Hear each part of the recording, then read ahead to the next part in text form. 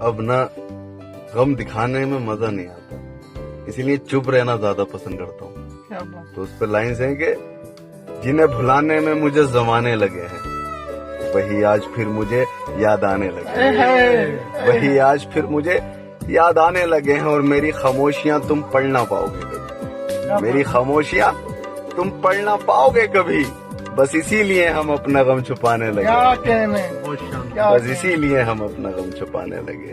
तेरा बनेगा वो जो तेरा नहीं है।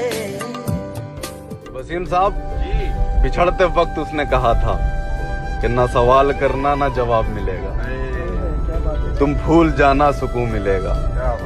तो यारो, ना सवाल किया ना जवाब मिला, कि ना सवाल किया ना जवाब मिला, ना भूल सका ना सुकून मिला। तू कल्ला छड़ के चला सी कमाल पागला।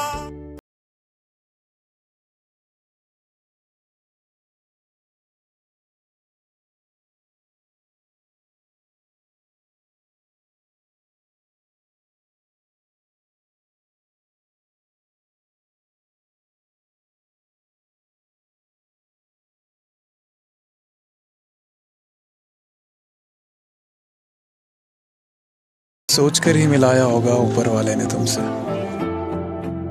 वरना इत्तेफाक इतने खूबसूरत नहीं होते।